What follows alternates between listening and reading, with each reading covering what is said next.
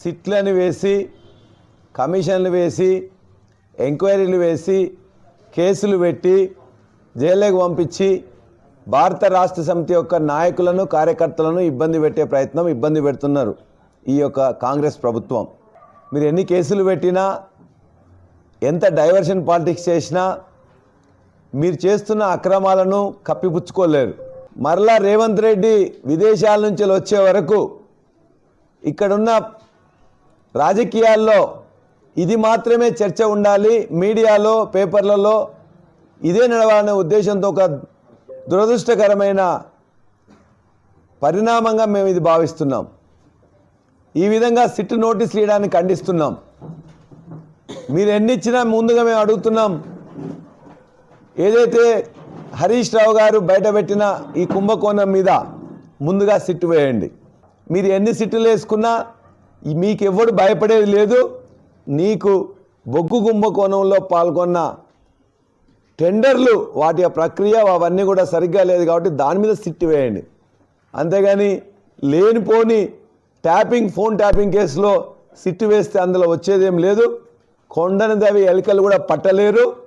మీరు ఏదో అందరినీ బెదిరించి ఇందులో కేసీఆర్ ఉన్నాడు, కేటీఆర్ ఉన్నాడు, హరీష్ రావు ఉన్నారని చెప్పమని బలవంతం చేస్తున్నారు.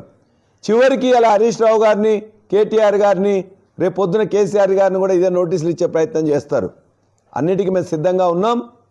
ఇవాళ ఇదే ఫోన్ ట్యాపింగ్ కేసులో రాష్ట్ర హైకోర్టు హరీష్ రావు గారికి క్లీన్ చిట్ ఇచ్చింది. ఇదే ఫోన్ ట్యాపింగ్ కేసులో సుప్రీంకోర్టు క్లీన్ చిట్ ఇచ్చింది. ఇప్పుడు మరలా కావాలని మా మున్సిపల్ ఎన్నికల నేపథ్యంలో మమ్మల్ని అందరినీ డిస్టర్బ్ చేయడం కోసం, బొగ్గు కుంభకోణాన్ని డైవర్షన్ చేయడం కోసం ఇలా రేవంత్ రెడ్డి ప్రభుత్వం ఆడుతున్న నాటకం. ఈ నాటకంలో సూత్రధారులు మీరైతే పాత్రధారులుగా ఇలా పోలీస్ వ్యవస్థ పనిచేస్తున్నది. కేటీఆర్ గారికి సిట్ నోటీసులు ఇవ్వడాన్ని బీఆర్ఎస్ పార్టీగా తీవ్రంగా ఖండిస్తా ఉన్నాం.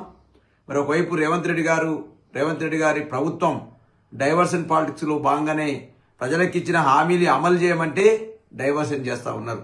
అదేవిధంగా రుణమాఫీ చేయమంటే డైవర్షన్ పాలిటిక్స్ చేస్తా ఉన్నారు. ఇలా మహిళలకు ఇచ్చిన 2500 ఏమని అడుగుతా ఉంటే డైవర్షన్ పాలిటిక్స్ చేస్తా ఉన్నారు. ఒకవైపు నిన్న హరీష్ రావు గారికి నోటీస్ ఇచ్చినారు సిట్టు, ఈ రోజు గౌరవ పార్టీ వరకు కేటీఆర్ గారికి నోటీస్ ఇచ్చినారు.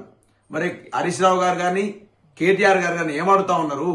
ఇవాళ ఏదైతే నీ సొంత బామ్మార్దిగా ఉన్నటువంటి మరి సుజన్ రెడ్డి గారికి ఏదైతే నైనీ కోల్ బ్లాక్ సంబంధించినటువంటి టెండర్లు ఏదైతే ఉన్నాయో ఆ టెండర్లో జరిగిన గోల్మాల్ పైన విచారణ జరగాలని చెప్పి మేము డిమాండ్ చేస్తా ఉన్నాం.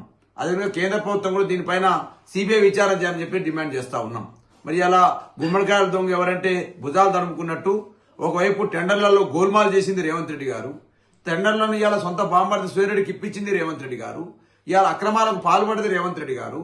ఇవాళ విచారణ చేయాల్సింది సుజయరెడ్డి మీద చేయాలి, విచారణ చేయాల్సింది నైనీ కోల్ బ్లాక్ జరిగిన టెండర్ల వ్యవహారంలో విచారణ చేయాల్సిన అవసరం ఉంది. ఒకవైపు అది చేయకుండా ఇవాళ అడుగుతున్నటువంటి నాయకుల్ని, ప్రశ్నిస్తున్న నాయకులైనటువంటి హరీష్ రావు గారి మీద సిట్టుకు నోటీస్ ఇవ్వడం, అదేవిధంగా ఈ రోజు మళ్ళీ కేటీఆర్ గారికి నోటీస్ ఇవ్వడం చూస్తా ఉంటే ఇవాళ రేవంత్ రెడ్డి ప్రభుత్వం కావలసుకొని ఎవరైతే ప్రశ్నిస్తే గొంతుకలు ఉన్నాయో ఆ గొంతుల్ని మూసేయాలనే ప్రయత్నం రేవంత్ రెడ్డి సర్కారు చేస్తుండగా మాకు కనపడతా ఉంది. ఇవాళ మేము అడుగుతా ఉన్నాం, రేవంత్ రెడ్డి గారు నీలాంటి అనేక మంది ముఖ్యమంత్రుల్ని తెలంగాణ రాష్ట్రం చూసింది, మా నాయకులు హరీష్ రావు గారు, కేటీఆర్ గారు చూసినారు. తెలంగాణ ఉద్యమంలో నికాల్స్గా కొట్లాడిన నాయకులు హరీష్ రావు గారు, కేటీఆర్ గారు. నీలాంటి ఉడత ఊపులకు, పిట్ట బెదిరింపులకు ఎవరు భయపడుతలేరని చెప్పేసి కూడా హెచ్చరిస్తా ఉన్నాం. కాంగ్రెస్ ప్రభుత్వం మరొకసారి తన యొక్క కక్షపూరిత వైఖరిని మా పార్టీ వర్కింగ్ ప్రెసిడెంట్ కేటీఆర్ గారికి ఫోన్ ట్యాపింగ్ పైన నోటీసులు ఇవ్వడాన్ని తెలంగాణ సమాజం తీవ్రంగా పరిగణిస్తుంది. ఇది కాంగ్రెస్ పార్టీ దివాలాకోరుతనానికి నిదర్శనం. ఒకరి తర్వాత ఒకరికి మొన్ననో మా పార్టీ సీనియర్ నాయకులు హరీష్ రావు గారికి ఇచ్చిండ్రు, ఇవాళనో మా కేటీఆర్ గారికి నోటీసులు ఇవ్వడాన్ని చూస్తా ఉంటా అంటే ఇది కావాలనే.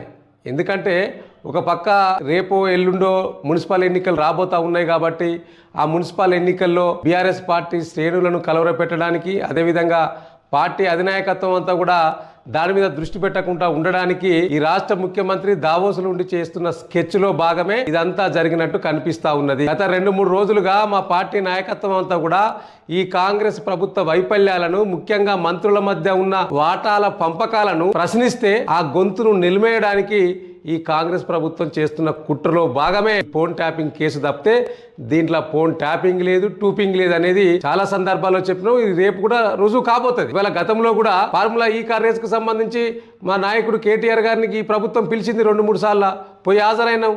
మరి ఏమైంది? బయటకు పెట్టలే ఇప్పటి వరకు. అంతకంటే ముందు కాళేశ్వరం కమిషన్ మీద కమిషన్ వేసిండ్రు, దాంట్లో అవినీతి జరిగిందని, దాంట్లో ఏం తేల్చలేదు. ఇవాళ ఫోన్ ట్యాపింగ్ పెట్టుకున్నది. అంటే ఈ యొక్క ప్రభుత్వం ఇబ్బందులలో ఉన్నప్పుడు ప్రభుత్వం అనేక కార్యక్రమాలు చేస్తున్న సందర్భంలో వాటిని బయట పెడుతున్న సందర్భాన్ని దాన్ని తప్పించుకోవడానికి చేస్తున్న డైవర్షన్ డ్రామా తప్పితే దీంట్లో ఏమీ లేదనేది ప్రజలందరూ కూడా భావిస్తూ ఉన్నారు.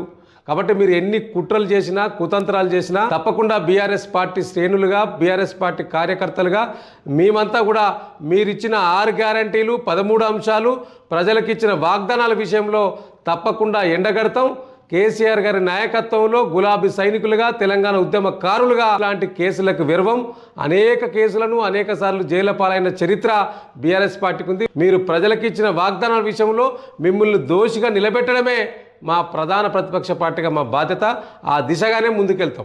6 గ్యారెంటీల పేరు మీద, 420 హామీల పేరు మీద ఈ రాష్ట్రంలో తెలంగాణ ప్రజలకు అడ్డమైన హామీలు ఇచ్చి ఆ గ్యారెంటీల పేరు మీద అధికారంలోకి వచ్చి అడ్డదారులు అధికారంలోకి వచ్చినటువంటి కాంగ్రెస్ ప్రభుత్వం నీవు ఇచ్చినటువంటి గ్యారెంటీలు, నీవు ఇచ్చినటువంటి హామీలు అమలు చేయకుండా గడిచిన 2 సంవత్సరాలుగా ఈ రాష్ట్రంలో ఒక డైవర్షన్ పాలిటిక్స్ చేస్తా ఉన్నాడు ముఖ్యమంత్రి రేవంత్ రెడ్డి గారు.